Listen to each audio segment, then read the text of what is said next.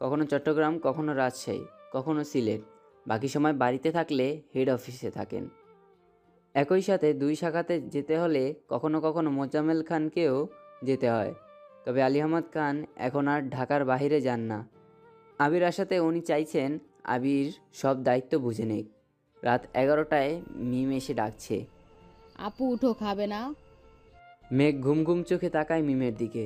মিম আবার বলে, 11টা বাজে, তুমি কখন খাবে?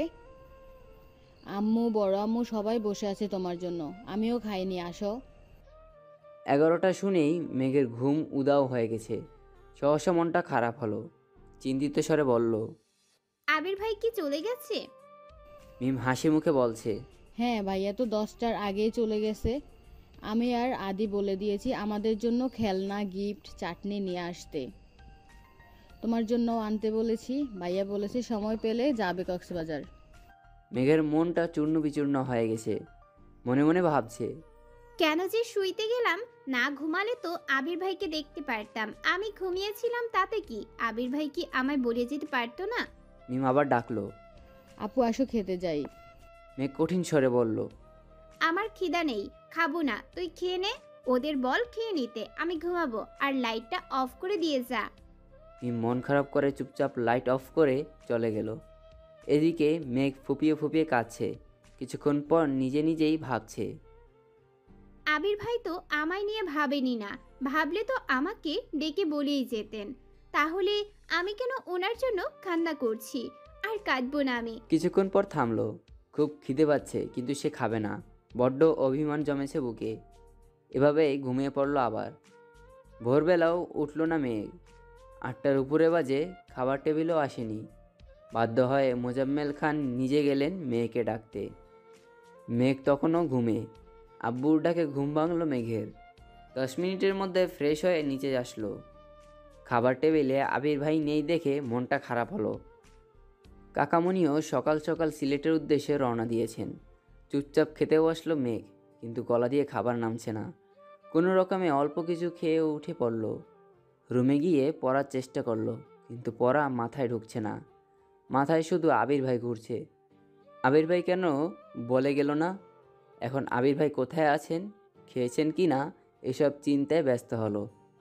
একটু পর ডাটা অন করে ফেসবুকে ঢুকছে, কিন্তু আবির ভাই নেটে নাই। কোনো আপডেটও নেই। 10 মিনিট পর পর মেঘ ফেসবুক চেক করছে, কিন্তু তাতে কোনো লাভ হচ্ছে না। সারাদিন গেল, এই পড়তে বসছে, এই আবার ফোন চেক করছে। বিকাল নাগাদ কোনো খবর না পাওয়াতে মন খারাপ করে ঘুমিয়ে পড়ল। আবির চট্টগ্রামে এসে অফিসের কাজে ব্যস্ত হয়ে পড়েছে। বাসা থেকে আবিরের আম্মু কল দিয়ে খোঁজ নিয়েছে ছেলের। এছাড়া মোজাম্মেল খানও কাজের জন্য কয়েকবার কল দিয়েছে আবিরকে। দেখতে দেখতে 3 দিন হয়ে গেল আবিরের চট্টগ্রাম আসা। সাথে অফিসের ঝামেলায় সারাদিন এক মুহূর্ত রেস্ট নিতে পারে না। অফিসের কাজের ফাঁকে দু একবার বাসায় কল করে। আম্মু, মামুনি, তানবীরের সাথে কথা হয়। মিম আর আদির এক কথা। ভাইয়া কক্সবাজার যেও প্লিজ, আমাদের জিনিসগুলো নিয়ে এসো। কিন্তু মেঘ যেন নিখোঁজ। আবির বিদেশে থাকাকালীন তানবীর বাসায় না থাকলে যেই মেয়ে একাই সারা বাড়ি মাতিয়ে রাখত, এখন আবির চট্টগ্রাম। তানবীর সকালে বের হয়ে পার্টি অফিসে আর ফিরে 10টার দিকে। বাবা চাচাও সারাদিন অফিসে থাকে, তারপরও মেঘকে সারাদিনে খুঁজে পাওয়া যায় না। সকালে অল্প খেয়ে যে রুমে ঢোকে, কোচিং থাকলে বের হয়, না হয় 3টা 4টায় ক্ষুধা লাগলে চুপচাপ এসে খাবার খায়। মাকেও ডাকে না।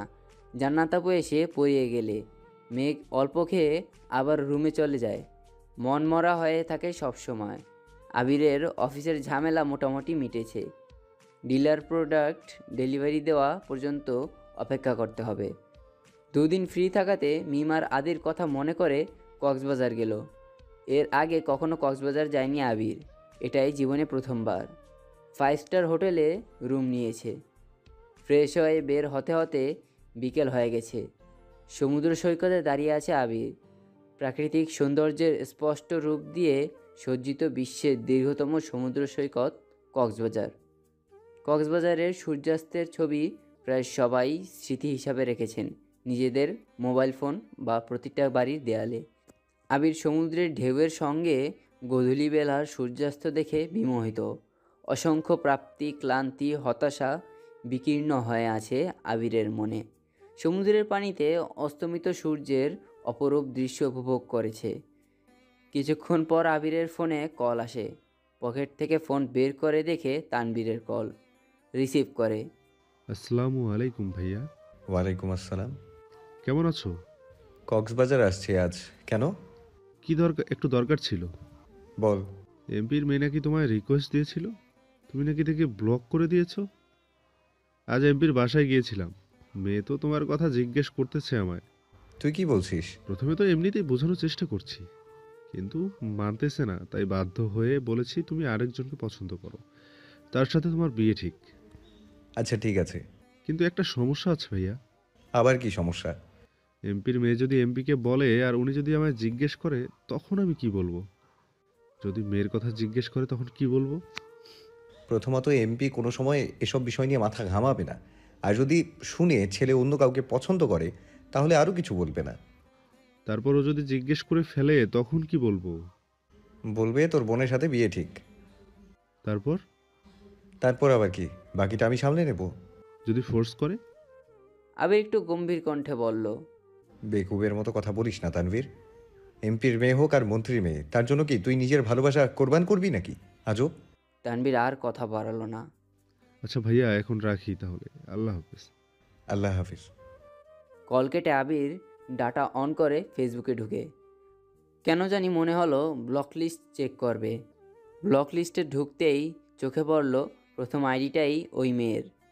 2 সেকেন্ড ভাবলো, সে তো শুধু কমেন্ট ডিলিট করেছিল, ব্লক তো করেনি। এটা যে মেঘের কাজ তা বুঝতে বেশিক্ষণ সময় লাগলো না। কিন্তু মেঘ ফোন পেল কোথায়? আরও কিছুক্ষণ ভাবার পর মনে হলো টেবিলের ওপর ফোন রেখে যাওয়ার ঘটনা। তার মানে সেদিনই ব্লক করেছে। অজান্তেই ঠোঁটের কোণে এক চিলতে মুচকি হাসির ঝলক দেখা গেল। আস্তে আস্তে বলল, এই সামান্য বিষয়ে জ্বলে উঠলে সইবি কিভাবে এত ঝড়ঝঞ্ঝা? এত তাড়াতাড়ি তো তোকে আমার করে নিব না, আবার খুব বেশি কষ্টও দিব না তোকে। অন্ধকার নেমেছে বিচে। একটু হাঁটাহাঁটি করলো আবির। ভাই বোনের জন্য কিছু কেনাকাটাও করলো। তারপর হোটেলে চলে আসছে। কেটে গেল আরও 2 দিন। আবির বাড়ি নেই 6 দিন যাবৎ। অষ্টাদশীর মনে বিষণ্ণতা ছেয়ে গেছে। খায় না ঠিক মতো, পড়াশোনা করে না, মোবাইলও চাপে না, কথাও বলে না কারোর সাথে। শুধু টিউশন আর কোচিং যায় আসে, এতটুকুই। আজ সকাল থেকে মনটা মাত্রাতিরিক্ত খারাপ। তানবীর ডেকে এনে খাবার টেবিলে বসিয়েছে। তানবীর আজকাল পার্টি অফিসে দৌড়াদৌড়িতে মেঘকে কিছুই বলে না। মেঘকে এখন আর আগের মতো বকেও না। মেঘ যেমন পাল্টে গেছে তেমনি তানবীরও পাল্টে গেছে। মেঘ খাবার টেবিলে বসে কোনো কথা না বলেই অল্প খাবার খেলো। তানবীর মোজাম্মেল খানকে প্রশ্ন করল। আব্বু, ভাইয়া কবে ফিরবে? মোজাম্মেল খান যথারীতি জবাব দিলেন, কাজ শেষ হলে ফিরবে, কাজ এখনো শেষ হয়নি। মেঘের হৃদয়ে রক্তক্ষরণ হচ্ছে। কয়েকটা দিনেই আবির ভাইয়ের শূন্যতা খুব করে ভোগাচ্ছে অষ্টাদশীকে। টিউশন শেষ করে কোচিংয়ে গেল 2 বান্ধবী একসাথে। বন্যা বারবার জিজ্ঞেস করছে, কি হয়েছে তোর? মেঘ শুধু মাথা নাড়াচ্ছে, একটা কথাও বলছে না। একটা ক্লাস শেষ হয়েছে। স্যার বেরিয়ে যাওয়া মাত্রই ওষ্ঠ উল্টে কান্না শুরু করলো মেঘ। প্রথম দিকে ফুপিয়ে ফুপিয়ে কাঁদলেও নিজেকে বেশিক্ষণ কন্ট্রোল করতে পারল না। কান্নার মাত্রা বেড়ে গেছে, শ্বাস নিতে পারছে না। মেঘের এই অবস্থা দেখে আঁতকে ওঠে বন্যা। মেঘকে নিয়ে ওয়েটিং রুমে চলে যায়। ওখানে যাওয়াতে বাঁধভাঙ্গা কান্না শুরু হয় মেঘের। বন্যা কোনোভাবেই শান্ত করতে পারছে না। 10-12 মিনিট স্থির হয় এই কান্না, তারপর কিছুটা থেমেছে। এখন জোরে জোরে শ্বাস ছাড়ছে। একটু কাঁদলেই মেঘের শ্বাসকষ্ট শুরু হয়। বন্যা মাথায় হাত বুলাতে বুলাতে শান্ত কণ্ঠে বলল, কি হয়েছে তোর? এভাবে কান্না করছিস কেন? মেঘ ফুপিয়ে ফুপিয়ে উত্তর দিল। আমার খুব কান্না পাচ্ছে। বন্যা ভ্রুকুচকে বলল, কান্না পাচ্ছে তা তো দেখতেই পাচ্ছি, কিন্তু কেন কান্না পাচ্ছিস সেটা বল। মেঘের গম্ভীর জবাব। জানি না। বন্যা নিজেকে কন্ট্রোল করে আবার প্রশ্ন করলো, রেজাল্ট নিয়ে চিন্তা করছিস, নাকি চান্স পাওয়া নিয়ে, নাকি বাসায় কেউ বকেছে তোকে? আবারও কাঁদছে মেঘ। কাঁদতে কাঁদতেই বলল, আমি আবির ভাইকে খুব মিস করছি বন্যা। উনি ফেসবুকে আসে না। আমি ওনাকে না দেখে, ওনার কথা না শুনে আর থাকতে পারছি না। বন্যা এবার অবুঝ বাচ্চার মতো হাসলো। তারপর বলল, মিস করছিস তো কল দে। মেঘ কাঁদতে কাঁদতেই বলল। উনি কি আমার সাথে কথা বলবেন? বন্যা এবার সশব্দে হাসলো। উনি কথা বলবেন কি বলবেন না এসব যদি তুই ভাবিস তাহলে উনি কি ভাববেন? মেঘ এবার মুখ তুলে তাকালো বন্যার দিকে। বন্যা এবার হাসতে হাসতে বলল, বেবি, তুমি তো আবির ভাইয়ের প্রেমে হাবুডুবু খাচ্ছ। সাবধান বান্ধবী, ডুবে যেও না, সামনে কিন্তু ভর্তি পরীক্ষা। মেঘ ভেংচি কেটে বলল। আমি আবির ভাইকে ভালোবাসি। একটু বলেই থেমে গেল। নাটা বলার খুব চেষ্টা করলো, কিন্তু পারল না। বন্যা মেঘকে ঠান্ডা মাথায় বেশ কিছুক্ষণ বুঝালো। মেঘ শান্ত হয়ে বসে আছে। বন্যা বলল, তুই তাহলে বাসে চলে যা, ক্লাস করতে হবে না, ফোন দে, আমি ড্রাইভার আঙ্কেলকে কল দিচ্ছি। তারপর মেঘকে গাড়িতে দিয়ে বন্যা এসে ক্লাসটা শেষ করলো। মেঘ বাসায় এসে ফ্রেশ হয়েই ছুটে গেল মায়ের রুমে। হালিমা খান ঘুমাচ্ছিলেন। মেঘ মায়ের হাতের ওপর মাথা রেখে মাকে জড়িয়ে ধরে শুয়ে পড়েছে। হালিমা খান ঘুমের মধ্যেই একবার চোখ খুলে দেখলেন। মেঘকে দেখে মেঘের পিঠ বরাবর জড়িয়ে ধরে ঘুমিয়ে পড়লেন পুনরায়। অনেকক্ষণ কান্না করায় মেঘও ক্লান্ত ছিল। সেও মাকে জড়িয়ে ধরে ঘুমিয়ে পড়েছিল। বেশ কিছুক্ষণ পর মেঘের ঘুম ভাঙে। ততক্ষণে হালিমা খান সজাগ হয়ে গেছেন। শুয়ে শুয়ে মেয়ের মাথায় হাত বুলিয়ে দিচ্ছেন। মেঘ সচরাচর মায়ের কাছে শুতে আসে না। যখন খুব বেশি মন খারাপ থাকে তখনই আসে। মেঘের ঘুম ভাঙতেই হালিমা খান বললেন, তোর কি শরীর খারাপ মা? মেঘ মাথা নেড়ে না করল। হালিমা খান পুনরায় বললেন, রেজাল্ট নিয়ে চিন্তা করছিস? মেঘ আবারও মাথা নেড়ে না করল। মেঘ এবার মাকে শক্ত করে জড়িয়ে ধরে বলল। আম্মু, আবির ভাই কবে আসবে? মেয়ের প্রশ্নে হালিমা খান মুচকি হাসলেন আর বললেন, কেন, ভাইয়ের জন্য পেট পুড়ছে? মেঘ মনে মনে বলল। পেটের সাথে মনটাও পুড়ছে আম্মু। মেঘকে নীরব দেখে হালিমা খান বললেন, দুপুরে তো কথা হলো, বললো আরও 2-4 দিন লাগতে পারে। কথা হয়েছে শুনে সহসা মেঘের মনটা খারাপ হলো। নিজেকে সামলে বলল, আম্মু, আবির ভাইকে কল দাও না প্লিজ। বিকেলেই তো কথা হলো, এখন আবার কল দিয়ে কি করবি? ছেলেটা মনে হয় ব্যস্ত। আম্মু প্লিজ দাও না। হালিমা খান নিজের ফোন হাতে নিয়ে কল দিল আবিরকে। লাউড স্পিকারে দিয়েছেন। কয়েকবার রিং হতেই রিসিভ হলো। আসসালামু আলাইকুম মামুনি। আবির ভাইয়ের কণ্ঠ শুনে মেঘের বক্ষস্পন্দন জোরালো হলো। ওয়ালাইকুম আসসালাম। ব্যস্ত আছিস বাবা? হ্যাঁ, কিছুটা। কেন? মেঘ একটু কথা বলবে তোর সাথে। ঠিক আছে, দাও। হালিমা খান মেঘের দিকে ফোন এগিয়ে দিলেন। মেঘ কাঁপা কাঁপা হাতে ফোন নিল। সঙ্গে সঙ্গে লাউডস্পিকার অফ করে দিল মেঘ। মেঘ ধীর কণ্ঠে বলল। হ্যালো। আবির তৎক্ষণাৎ রেগে মেগে বলল, হ্যালো, কিরে? প্রথমে কল দিলাম, সালাম দিতে হয়, এটা জানিস না? আবিরের ধমকে চুপসে গেল মুখটা। আস্তে ধীরে বলল, আসসালামু আলাইকুম। আবির গম্ভীর কণ্ঠে উত্তর দিল। ওয়ালাইকুম আসসালাম। মেঘ এবার কাঁপা কাঁপা গলায় বলল, কেমন আছেন আবির ভাই? আবির কিছুটা স্বাভাবিক হয়ে বলল, আলহামদুলিল্লাহ ভালো। তুই কেমন আছিস? মেঘ দীর্ঘশ্বাস ফেলে উত্তর দিল। আলহামদুলিল্লাহ। দুজনে কয়েক সেকেন্ড নীরবতা পালন করলো। আবির নীরবতা ভেঙে রাশভারী কণ্ঠে শুধালো, তোর ফোন দিয়ে কল দিতে পারিস না? মামুনির ফোন থেকে দিতে হলো কেন? মুখের ওপর মেঘ বলে ফেলল। আপনার নাম্বার নাই আমার কাছে। আবির এবার দীর্ঘশ্বাস ফেলল। গম্ভীর কণ্ঠে জবাব দিল, রাখছি, ব্যস্ত আছি আমি। এই বলে কল কেটে দিল। মেঘ আহাম্মকের মতো ফোনের দিকে তাকিয়ে রইল। বুঝে উঠতে পারল না ব্যাপারটা। আবির ভাইয়ের নাম্বার নেই এই কথা শুনে রেখে দিল, নাকি সত্যিই ব্যস্ত? এটা ভেবে পাচ্ছে না অষ্টাদশী। ফোনের স্ক্রিনে ভেসে আছে আবির নামে সেভ করা নাম্বারটা। মেঘ মনে মনে নাম্বারটা মুখস্থ করতে ব্যস্ত হলো। তারপর মাকে ফোন দিয়ে নিজের রুমের দিকে দৌড় দিল। নিজের ফোনে আবির ভাইয়ের নাম্বারটা লিখে নামের অপশনে লিখল, আমার আবির। সাথে লাভ ইউ ইমোজি। কিছুটা দূরে লিখলো ভাই। সেভ করলো নাম্বারটা। আবির ভাইয়ের সাথে কথা বলেছে। এই খুশিতে মেঘ সারা বাড়ি ছুটছে। কে বলবে এই মেয়েটায় এক সপ্তাহ রুম থেকে বের হয়নি, কারোর সাথে কথা পর্যন্ত বলেনি। আজ সে মিম আর আদিকে নিয়ে দুষ্টামি খুনসুটিতে মগ্ন। মিম আর আদিও যেন আপুকে এভাবে পেয়ে বড্ড খুশি। হঠাৎ জান্নাত আপু বাড়িতে ঢুকলো। মেঘকে এত হাসি খুশি দেখে জান্নাত আপুও খুশি হলো। এই এক সপ্তাহে জান্নাত আপু যতদিন এসেছে প্রতিদিনই মেঘ মনমরা হয়ে বসে থাকে। পড়া ধরলে পারলে বলে, না পারলে চুপ থাকে। আপু বুঝালেও সাড়া নেই, বুঝছে কি না তাও বলে না। জান্নাত আপু কম করে হলেও 20 বার জিজ্ঞেস করে। মেঘ, তোমার কি হয়েছে বলো? মেঘ কিছুই বলে না। এতে জান্নাত আপু চিন্তিত ছিল। উনি নিজে থেকেই অনেক বুঝিয়েছেন, রেজাল্ট নিয়ে যেন চিন্তা না করে, অ্যাডমিশন টেস্ট নিয়ে যেন না ভাবে। কিন্তু মেঘ এসবে কোনো সাড়া দেয়নি। তাই আজ মেঘকে খুশি দেখে জান্নাত আপুর মুখে সহসা হাসি ফুটে উঠেছে। জান্নাত আপু ডাকলে, মেঘ। সোফায় বসা মেঘ পিছন ফিরে তাকিয়ে জান্নাত আপুকে দেখে ছুটে আসে। আপু কেমন আছো? আলহামদুলিল্লাহ ভালো। তুমি কেমন আছো? আলহামদুলিল্লাহ ভালো। আপু তুমি একটু বসো, আমি রুম থেকে বই খাতা নিয়ে আসছি। বলেই সিঁড়ি দিয়ে ছুটছে রুমের দিকে। জান্নাত হাস্যোজ্জ্বল মুখে তাকিয়ে আছে মেঘের দিকে। সত্যি বলতে ছটফটে স্বভাবের মেয়েরা হঠাৎ শান্ত হয়ে গেলে সবার নজরে পড়ে যায়।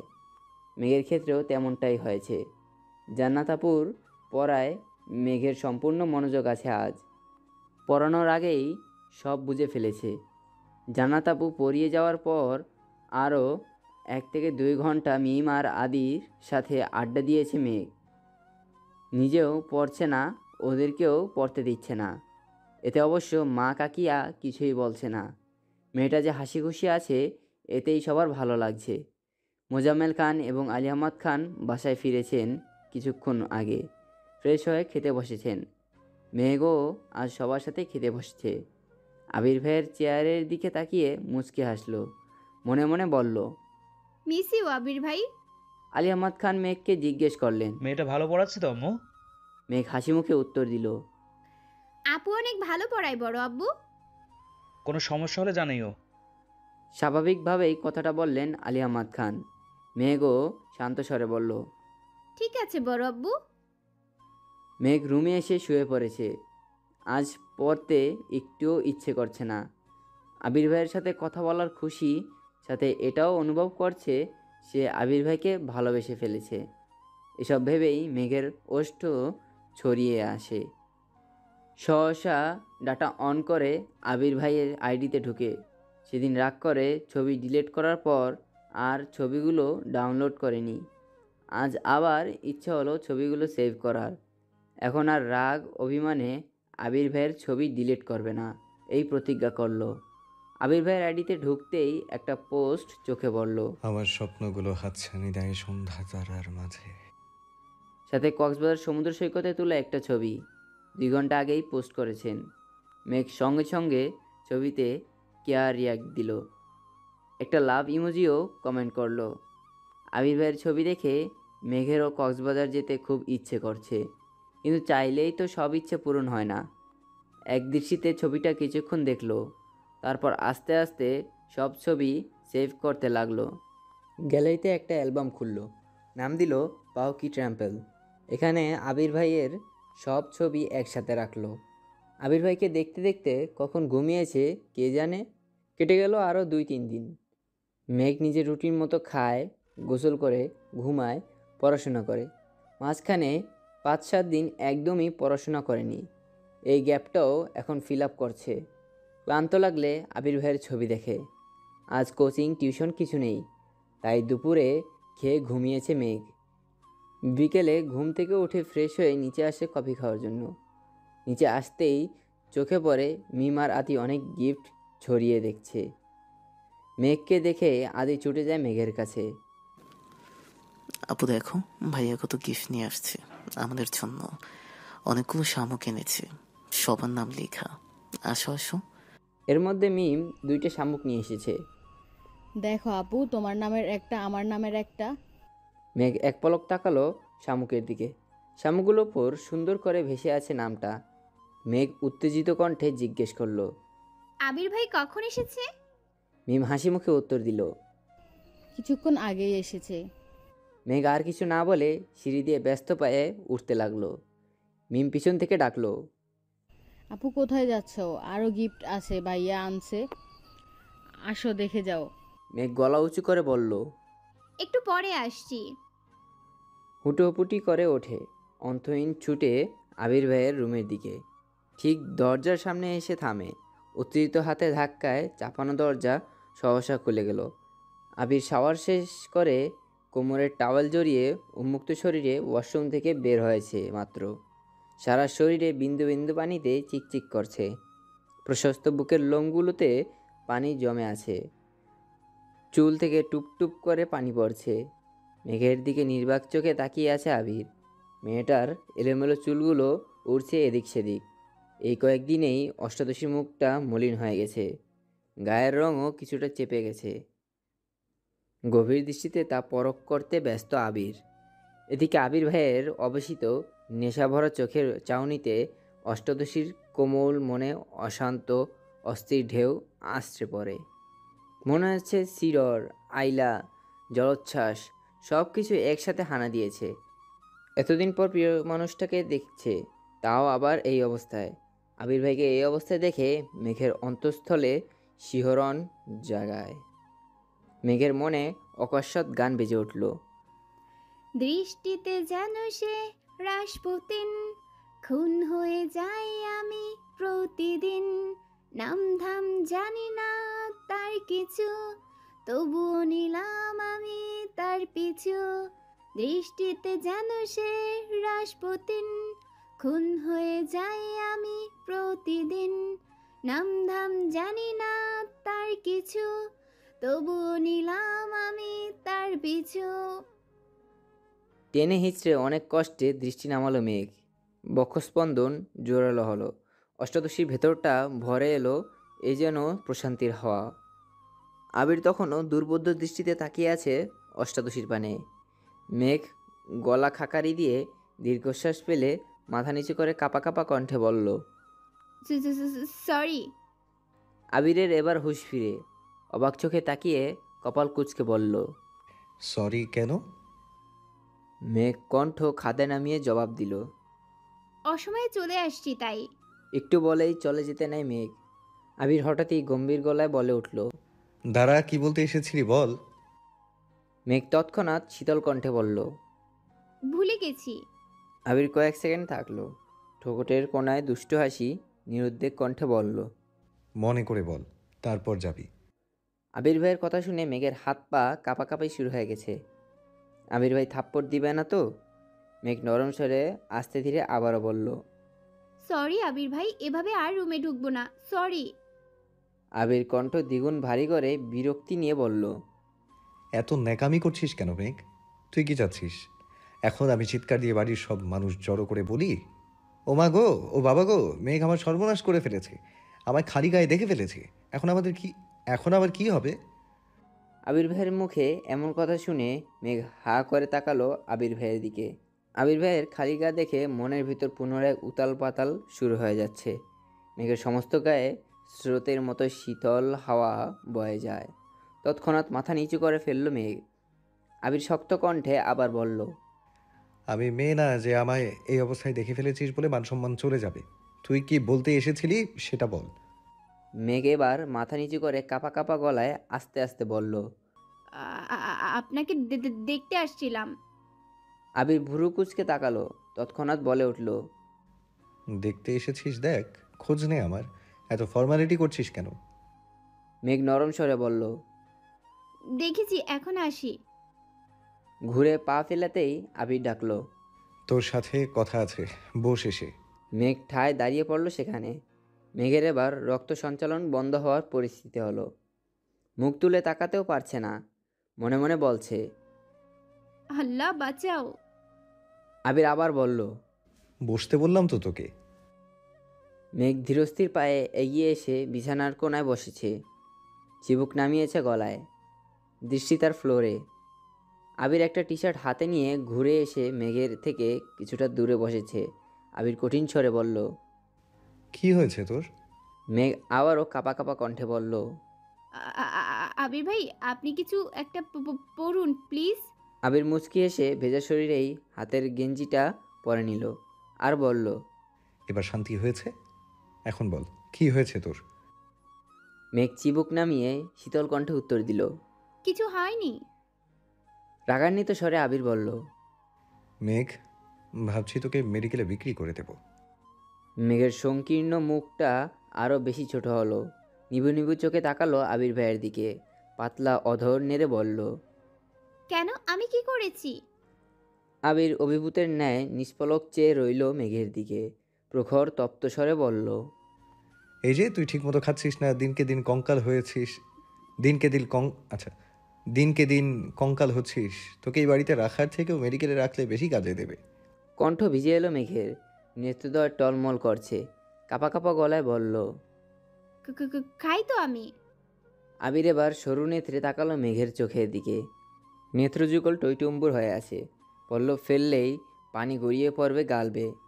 আবির দীর্ঘশ্বাস ফেলে বলা শুরু করলো, এই কয়দিনে না তুই ঠিকমতো খেয়েছিস, আর না তুই ঠিকমতো কোনো কাজ করেছিস। খাওয়ার ঘুম যে ঠিকমতো করিসনি তা তোকে দেখলেই বোঝা যাচ্ছে। চুলগুলো কতদিন আঁচড়াস না আল্লাহ জানে।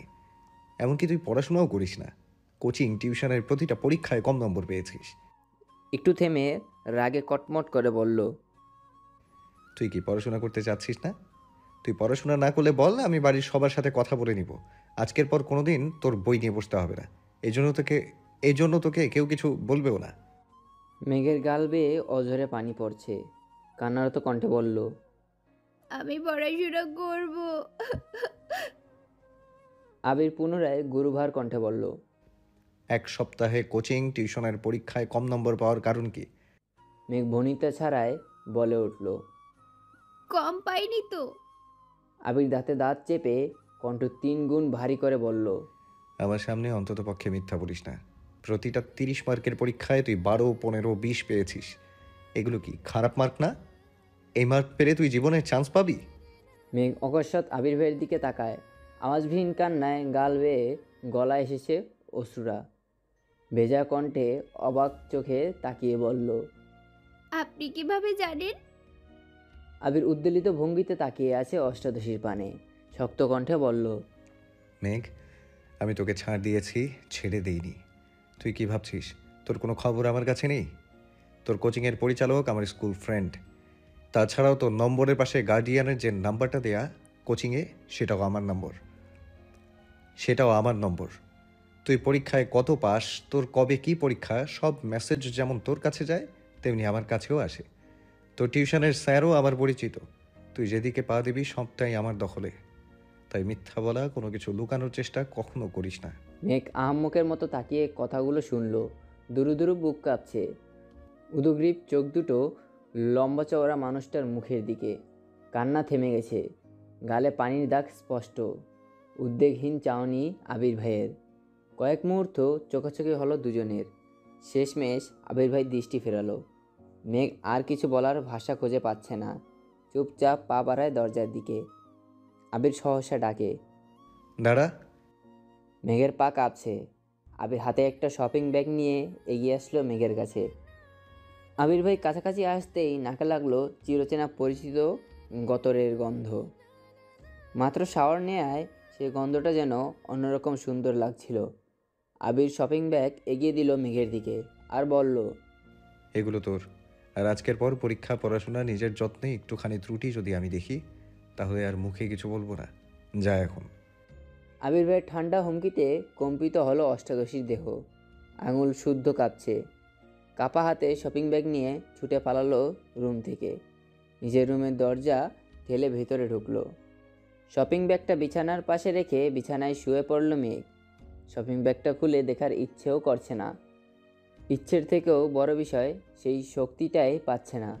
বিছানায় শুয়ে চোখ বন্ধ করতেই চোখের সামনে ভেসে উঠল আবির ভাইয়ের সেই উন্মুক্ত দেহ।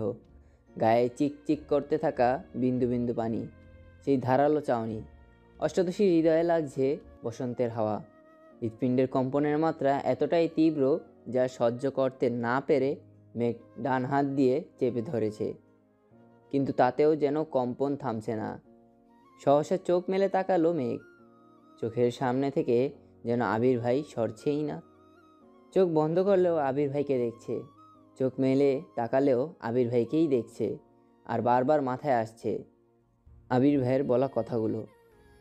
মেঘ, তোকে ছাড় দিয়েছি, ছেড়ে দেইনি।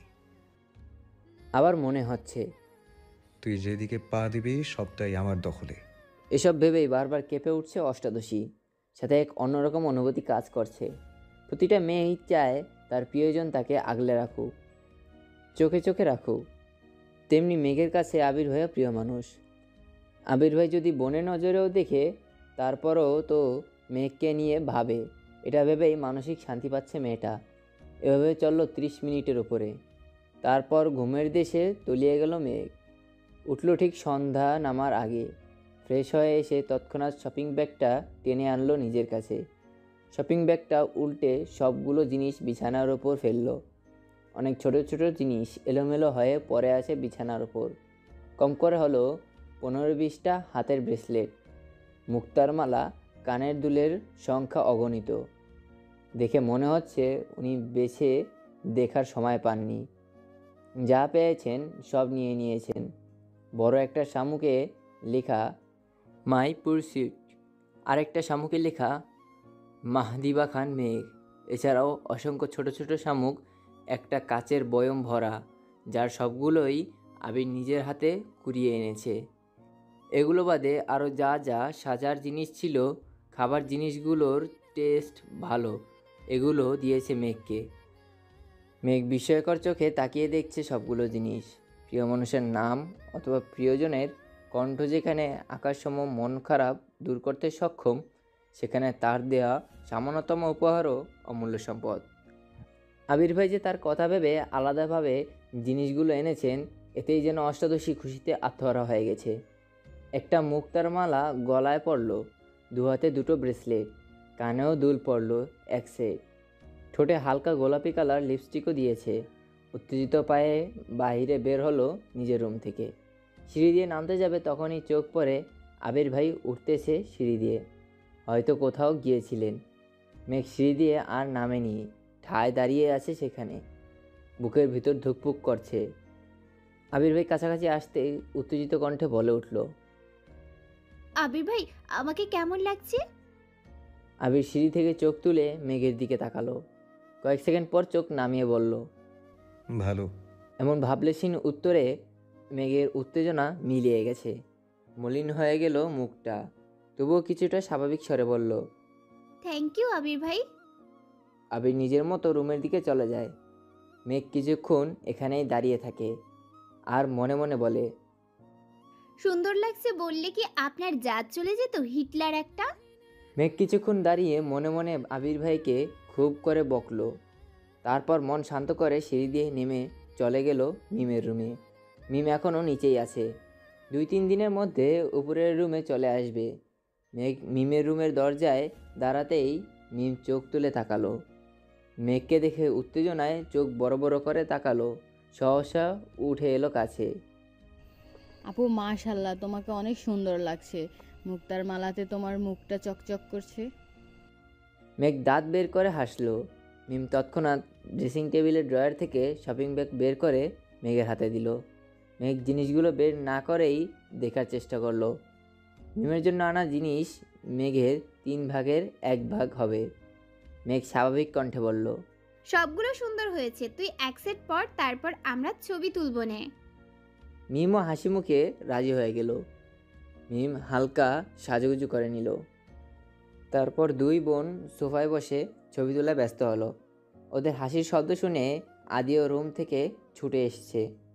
আদিকে সহ 3 ভাই বোন বেশ কিছু ছবি তুলল।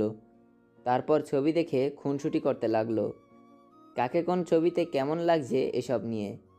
আবির সিঁড়ি দিয়ে ব্যস্ত পায়ে নামছে। মেঘের চোখে পড়তেই অকস্মাৎ হাসি থেমে গেল মেঘের। মাথা নিচু করে বিড়বিড় করে বলল, তোরা রুমে গিয়ে পড়তে বস, আমিও রুমে চলে যাই। আবির দ্রুত পায়ে হেঁটে ডাইনিং টেবিলের কাছে এসে মাকে জিজ্ঞেস করলো, আম্মু, রান্না হয়েছে? হ্যাঁ, রান্না শেষের দিকে, খেতে দিব তোকে। হ্যাঁ। ওইদিকে মেঘ চুপি চুপি সিঁড়ি দিয়ে উঠতে থাকে। বিকেলেই আবির ভাই পড়া নিয়ে কথা শুনাইছে। এখনও আড্ডা দিচ্ছে দেখলে নিশ্চিত মাইর দিবে। এই ভয়ে রুমে যেতে নেয় মেঘ।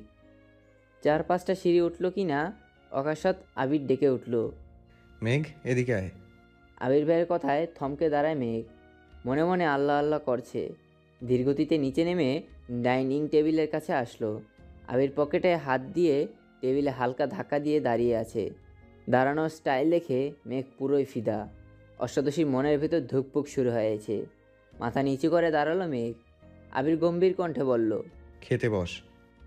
মেঘ ভয়ে ভয়ে তাকিয়ে নরম স্বরে বলল, খিদে নেই, পরে। এতটুকু বলতেই চোখ পড়ল আবির ভাইয়ের চোখের দিকে। চোখ রাঙিয়ে তাকিয়ে আছে। মেঘের হাত পা কাঁপতে শুরু করেছে। আর কিছু বলার সাহস করল না। চুপচাপ চেয়ার টেনে বসে পড়ল। আবিরও এবার টেবিল ঘুরে নিজের চেয়ার টেনে বসলো। মেঘ মাথা নিচু করে চুপচাপ বসে আছে। আবির একবার মেঘের দিকে তাকাচ্ছে, আবার ঘাড় ঘুরিয়ে রান্নাঘরে দেখছে। মালিয়া খান আর হালিমা খান টেবিলে খাবার রাখতে ব্যস্ত হলো। আবির একটা প্লেটে ভাত দিয়ে এগিয়ে দিল মেঘের দিকে। ছোট করে বলল, নে খা। মেঘ কোমল হাতে প্লেট ধরতে হাত বাড়ায়, কিন্তু হাত পায়ের সাথে শরীরের কাঁপাকাঁপির তীব্রতায় প্লেট পরে যেতে নেয়। আবির ছেড়ে দিতে নিয়েও মেঘের এই অবস্থায় আবার প্লেট ধরতে ব্যস্ত হলো। রাগান্বিত কণ্ঠে বলল, তোর শরীরে কতটুকু শক্তি বুঝ এখন। হাত বাড়িয়ে মেঘের সামনে প্লেট রেখে নিজে খাওয়াতে মনোযোগ দিল। আবির ভাইয়ের কথায় মেঘ মাথা নিচু করে ছোট করে ভেঙচি কাটল আর বিড়বিড় করে বলল, আপনি সামনে আসলেই আমার সব শক্তি বিলীন হয়ে যায়, আমি কি করব? আবির তীক্ষ্ণ দৃষ্টিতে তাকালো মেঘের দিকে। কণ্ঠ দ্বিগুণ ভারী করে বলল, তুই কি ভাত খাবি নাকি থাপ্পড় খাবি? মেঘ আবির ভাইয়ের কথায় আঁতকে ওঠে। আস্তে আস্তে খাওয়া শুরু করে। মেঘের এই ধীরস্থির গতিতে খাওয়া দেখে আবির বেশ কয়েকবার তীক্ষ্ণ দৃষ্টিতে তাকিয়েছে, কিন্তু কিছু বলছে না। নিজের খাওয়া শেষ করে বেসিন থেকে হাত ধুয়ে এসে পুনরায় চেয়ারে বসলো। মেঘ তখনও আস্তে আস্তে খাচ্ছিল, কিন্তু আবির ভাইয়ের আবার বসা দেখে বুকটা কেঁপে ওঠে।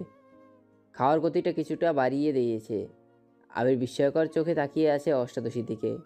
গলায় মুক্তার মালাতে জল জল করছে মুখটা। খুব মনোযোগ দিয়ে দেখছে মেঘের খাওয়া। মেঘ এক প্রকার নাকে মুখে খাবার শেষ করছে, কিন্তু শেষ হওয়ার আগেই আবির ভাই আবারও প্লেটে খাবার দিল। মেঘ থাপ্পড়ের ভয়ে বলতে চেয়েও কিছু বলতে পারছে না। বাধ্য মেয়ের মতো চুপ করে খাচ্ছে। এদিকে আবির মেঘের দিকে তাকিয়ে মুচকি মুচকি হাসছে।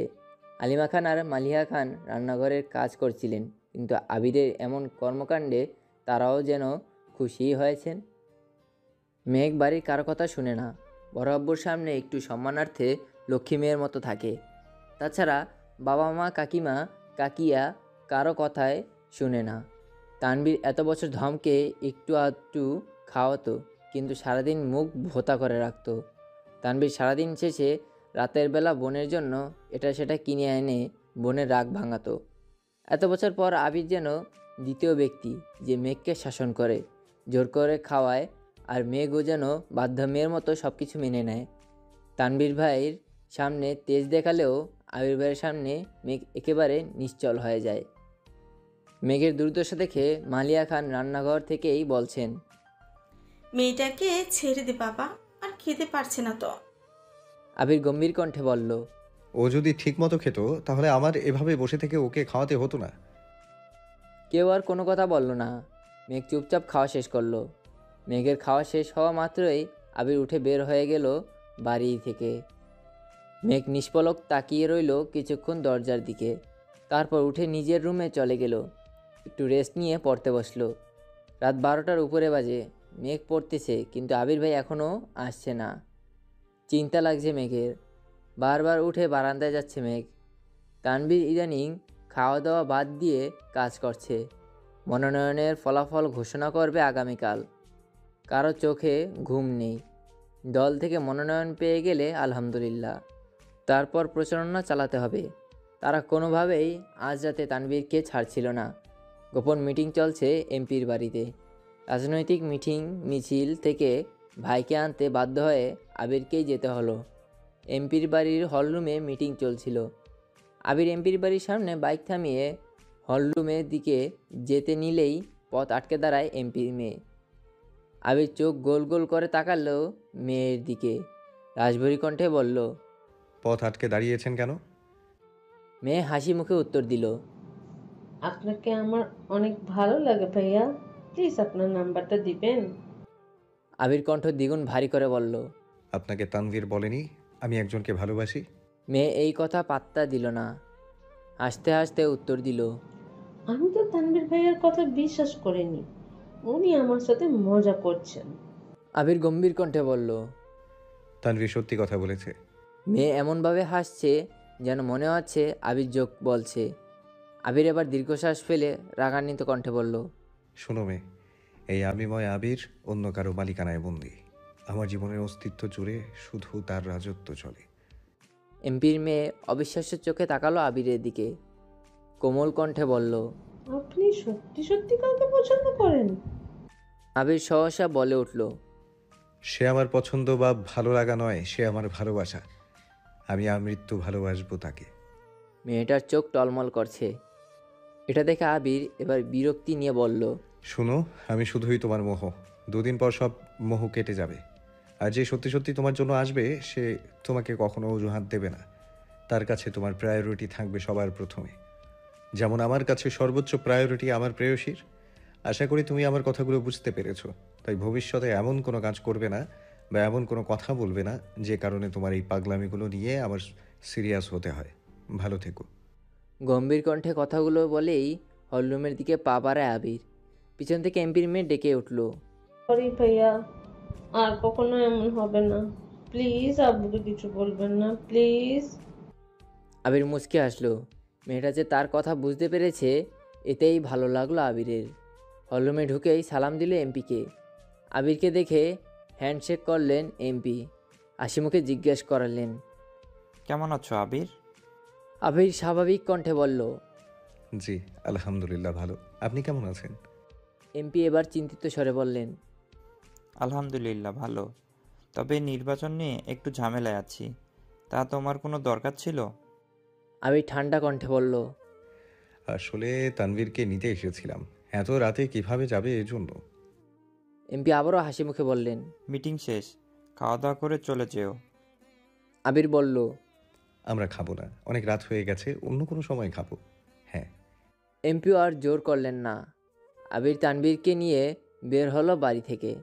বাইকে আবিরের পিছনে চুপচাপ বসে আছে তানভীর। অনেকটা পথ যাওয়ার পর তানভীর ভয়ে ভয়ে বলল, ভাইয়া এমপির মেয়ের সাথে দেখা হয়েছিল? আবির বলল, হ্যাঁ। তানভীর আস্তে আস্তে বলল, তাকে কি বোঝাতে পারছো? আবির গম্ভীর কণ্ঠে বলল, আমার বোঝানো তো বুঝিয়েছি, কিন্তু সে কতটা বুঝেছে এটাই এখন মূল বিষয়। তানভীর এবার অভিযোগের স্বরে বলল, আমি কি করব বলো ভাইয়া? কোন দরকারে এমপির সাথে দেখা করা, গুরুত্বপূর্ণ মিটিং সবকিছু এমপির বাড়িতে হয়। আবার দেখা যায় প্রতিদিন অন্ততপক্ষে 2-1 বার এমপির বাড়িতে আসতেই হয়। আর এই মেয়ে যেন বসেই থাকে কখন আমি আসব, দেখলেই ছুটে আসে, তোমার কথা জিজ্ঞেস করে শুধু। আমি কতবার বলেছি তুমি একজনকে পছন্দ করো, বিয়ে ঠিক। মেয়ে কোনো কথায় পাত্তাই দেয় না। আমি এড়িয়ে গেলেও মেয়ে পথ আটকে দাঁড়ায়। এমপির চোখে এটা পড়লে তো আমাকে কালারিং বানাবে। আচ্ছা, এমপির চোখে এটা পড়লে তো আমাকে কালারিং বানাবে। ভাববে মেয়ের সাথে আমার কিছু চলে, তখন তো ঝামেলায় আমি ফাঁসবো। তাই তোমাকে বলছি। একদম এ কথাগুলো বলল তানভীর। আবির স্বাভাবিক কণ্ঠে বলল, সমস্যা নেই মেয়ে, আশা করি আর কিছু বলবে না তোকে। তুই তোর কাজে মনোযোগ দিস। এর মধ্যে বাসায় চলে আসছে দুজন।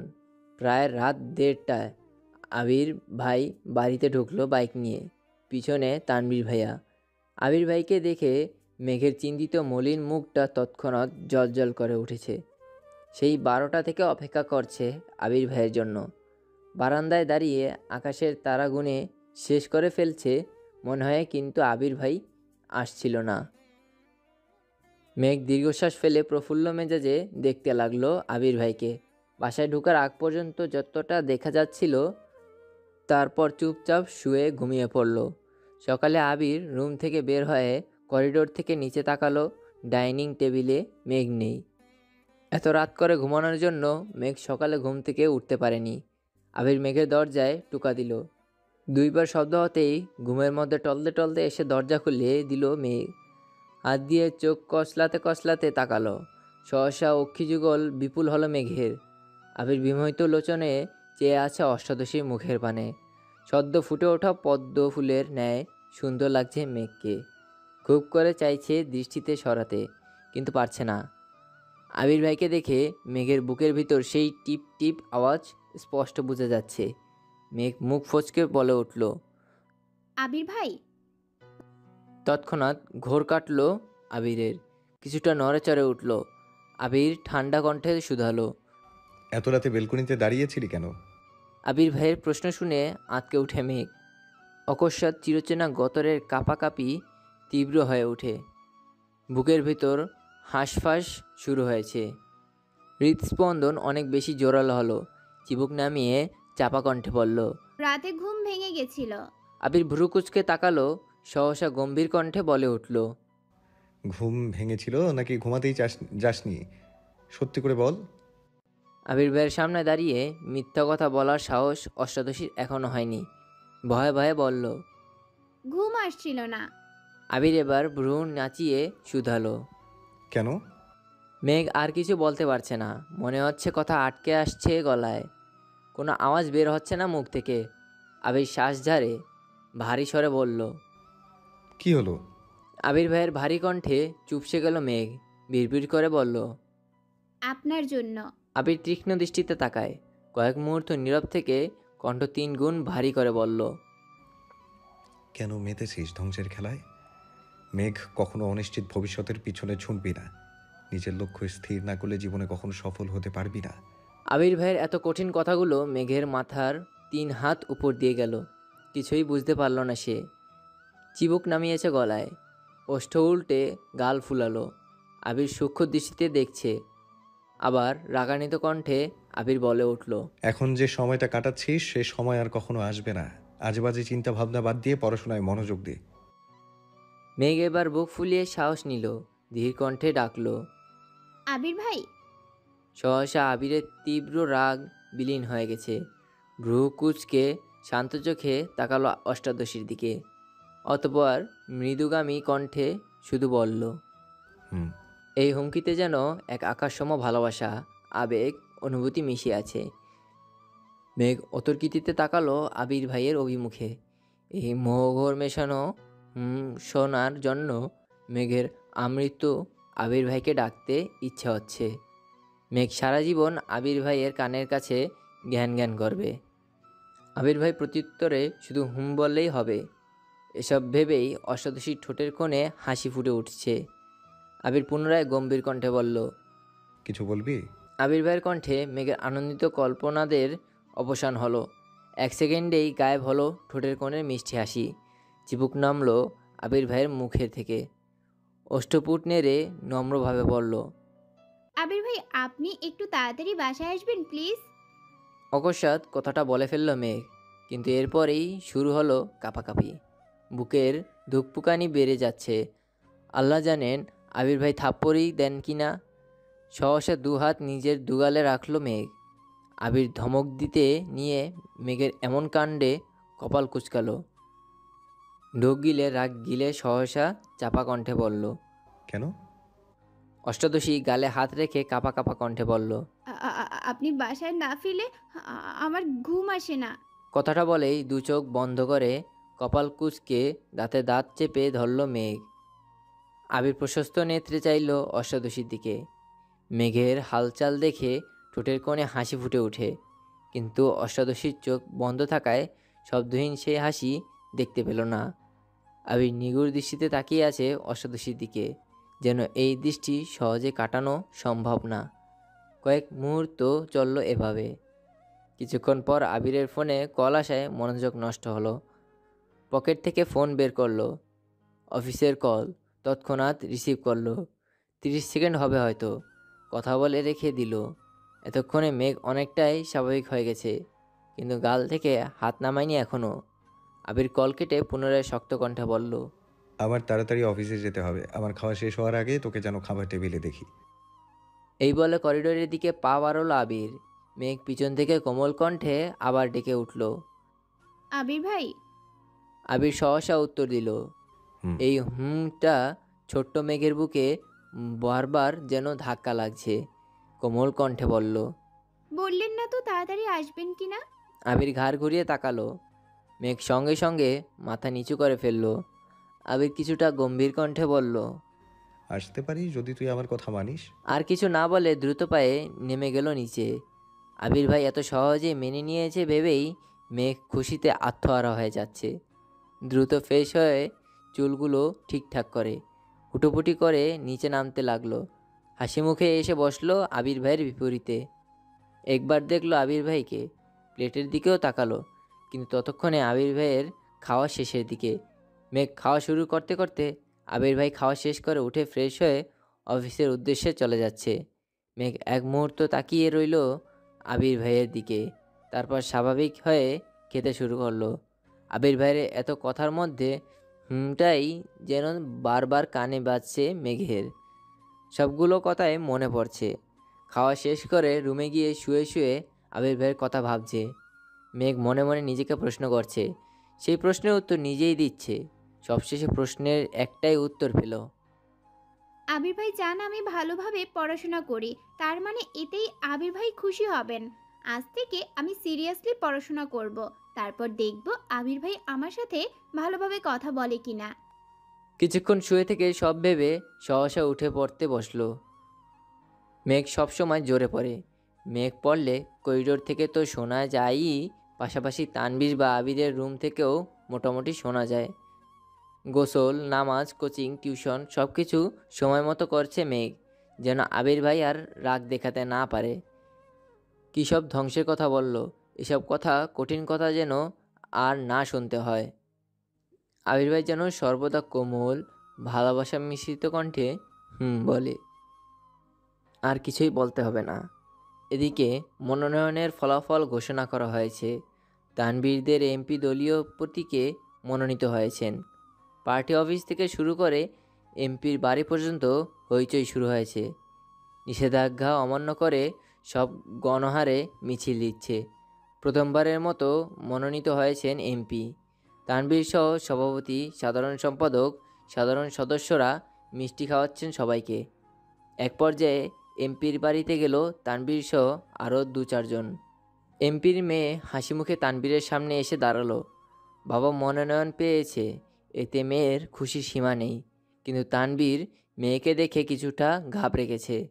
আবির ভাইয়া গতরাতে বুঝিয়ে গেল, তারপরও যদি মেয়ে পাগলামি করে আর সেটা এমপির নজরে পড়লে তানবীর শেষ। তানবীর কিছুটা ভীতু গলায় বলল, কিছু বলবেন? এমপির মেয়ে হাসি মুখে উত্তর দিল, হ্যাঁ ভাইয়া। তানবীর কপাল কুঁচকে বলল, কি?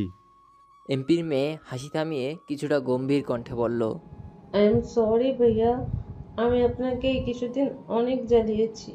আপনি এতবার বলেছেন আবির ভাইয়ার গার্লফ্রেন্ড আছে, কিন্তু আমি বিশ্বাস করিনি। গতকাল আবির ভাইয়াও বলে গেছেন ওনার জীবনে অন্য কেউ আছে। এই জন্য আমি সিদ্ধান্ত নিয়েছি আর কোনো দিন ওনার কথা জিজ্ঞেস করব না আপনাকে। আপনাকেও আর বিরক্ত করব না কখনো। আপনি অনেক ভালো। আমি চাই আপনি আব্বুর জন্য সর্বোচ্চ চেষ্টা করুন যাতে আব্বু এমপি হতে পারেন। তানবীরের চোখ ছানা বড় হয়ে গেল। মনে মনে বলছে, বাহ ভাইয়া, তোমার 2 মিনিটের কথায় আমার 15 মিনিটের সমস্যার সমাধান করে দিলে। You are great bro. হাসি মুখে বলল, তুমি যে বুঝতে পারছো এতেই খুশি। এইটুকু বলে মেয়ের এক বিদায় নিয়ে এমপির সাথে দেখা করতে চলে গেল।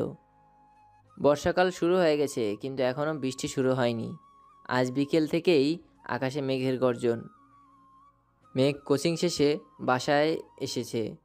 মেঘের গর্জনের শব্দে পড়তে বসতে ইচ্ছে করছে না, তাই ব্যালকনিতে দাঁড়িয়ে আছে। গোধূলিবেলায় টিপ টিপ বৃষ্টি পড়া শুরু হয়েছে। মেঘ ব্যালকনিতে দাঁড়িয়ে রাস্তায় মানুষের ছুটোছুটি দেখছে। সবাই ছুটছে নিজস্ব গন্তব্যে। মেঘ ব্যালকনি থেকে হাত বাড়িয়ে বৃষ্টি ছোঁয়ার চেষ্টা করছে। বৃষ্টির ফোঁটার স্পর্শে মেঘের সমস্ত অনুভূতিরা যেন অবশ হয়ে যাচ্ছে। হাত বৃষ্টিতে রেখেই কল্পনার জগতে বিচরণ করছে মেঘ। বৃষ্টি বাড়ার সঙ্গে সঙ্গে বৃষ্টির ছিটেফোঁটা মেঘের চোখে মুখে পড়তেই হুঁশ ফিরল অষ্টাদশীর। ব্যালকনি থেকে রুমে চলে গেল। টাওয়েল দিয়ে হাত মুখ মুছে বিছানায় বসলো। মোবাইলের ডাটা অন করতেই একটা নোটিফিকেশন আসছে। ফেসবুকে ঢুকতেই সামনে আসলো আবির ভাইয়ের পোস্ট। অফিসের ব্যালকনি থেকে তোলা হাতের ছবি। ফোঁটায় ফোঁটায় বৃষ্টির পানি জমে আছে হাতে, সাথে বৃষ্টি নিয়ে সুন্দর একটা ক্যাপশনও দিয়েছেন। মেঘ মনোযোগ দিয়ে ছবিটা দেখছে, অনুভূতিরা যেন নাড়াচাড়া দিয়ে উঠছে মনের ভিতর। আবির ভাইও বৃষ্টিতে হাত ভিজিয়েছে, তার মানে আবির ভাইয়েরও বৃষ্টি ভাল লাগে। ভাবতেই লাজুক হাসল মেঘ। নিজের ভালো লাগাগুলো যদি ভালোবাসার মানুষের সাথে মিলে যায় তাহলে আর কি লাগে। সন্ধ্যার পর ঘন্টা দুয়েক পড়াশোনা করলো মেঘ। বৃষ্টি বেশি থাকার কারণে জান্নাত আপু আসবেন না বলেছেন। বাড়ির কর্তারা বাড়ি ফিরে এসেছেন সেই বৃষ্টির শুরুর দিকে। গাড়িতে চলাচল করায় বৃষ্টি ছুঁতেই পারেননি ওনাদের। তানবীরও হই হল্লা করে বাড়ি ফিরেছে ঘণ্টাখানেক আগে। আকলিমা খান ডাকছেন সবাইকে খাবার খাওয়ার জন্য। মেঘ নেমেই একবার দেখলো ডাইনিং টেবিলের দিকে। আবির ভাই এখনও ফিরেননি, বাকি সবাই আছেন। মেঘ পা বাড়ালো টেবিলের দিকে, তখনই কাক ভেজা হয়ে ফিরছে আবির। মাথা থেকে পা পর্যন্ত ভিজে একাকার অবস্থা। মেঘ চেয়ারের হাতল ধরে দাঁড়িয়ে পড়ল। আবিরের এই অবস্থা দেখে মোজাম্মেল খান বলে উঠলেন, কি রে, এই বৃষ্টির মধ্যে আসতে গেলি কেন? বৃষ্টি কমলে আসতে পারতি। আবির চুল ঝাড়তে ঝাড়তে উত্তর দিল, অফিসে বসে থাকতে ইচ্ছে করছিল না। সিঁড়ির দিকে যাচ্ছে। মালিয়া খান ডেকে বললেন, তুই কি এখন খাবি নাকি পরে খাবি বাবা? আবির সিঁড়ি দিয়ে উঠতে উঠতে উত্তর দিল, 5 মিনিটে আসছি আমি। 5 মিনিটের মধ্যে ফ্রেশ হয়ে একটা হালকা গোলাপি রঙের শর্ট হাতার টি শার্ট সাথে কালো ট্রাউজার পরে নিচে নামলো। ততক্ষণে মোজাম্মেল খান, আলী আহমদ খান চলে গেছেন। তানবীরের খাওয়াও শেষের দিকে। আবির চেয়ার টেনে বসতে নিল। মেঘের নজর পড়ে আবির ভাইয়ের দিকে। এই প্রথমবার আবির ভাই শর্ট হাতার টি শার্ট পরেছে, তাও আবার সাদা কালো রং বাদে। মেঘ শব্দহীন হেসে উঠল। দৃষ্টি তার আবির ভাইতে নিবদ্ধ। আবির বসে বলল, congratulations Tanvir, go ahead, best of luck. মেঘের দৃষ্টি এবার তানবীর ভাইয়ের দিকে যায়। তানবীর ভাইয়া খুশিতে গদগদ হয়ে উত্তর দিল, থ্যাংক ইউ সো মাচ ভাইয়া। আবির এবার কিছু চিন্তিত স্বরে বলল, ওই বিষয়টা কি সমাধান হয়েছে? এবারও তানবীর হাসি মুখে জবাব দিল, জি ভাইয়া, আমার কাছেও মাপ চেয়েছে। মেঘ মনোযোগ দিয়ে দুই ভাইয়ের কথোপকথন শুনছিল। সহসা উত্তেজিত কণ্ঠে বলে উঠল, কি হয়েছে? আবির মেঘের দিকে তাকিয়ে উত্তর দিল, তানভীরদের নেতা দলীয় মনোনয়ন পেয়েছে। মেঘ এবার খুশি মনে ভাইকে অভিনন্দন জানায়, সাথে মিম আর আদিও অভিনন্দন জানায়। মিম মজার ছলেই বলে উঠল, ভাইয়া আমাদের ট্রিট দেবা না? তানবীর বলল, কি ট্রিট চাস বল।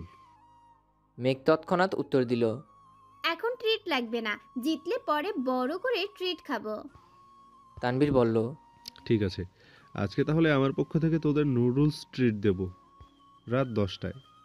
মিম বলে উঠল, তুমি রান্না করবা ভাইয়া? তানবীর দাঁত বের করে হাসলো আর বলল, হ্যাঁ আমি রান্না করব, সাথে ভাইয়া থাকবে।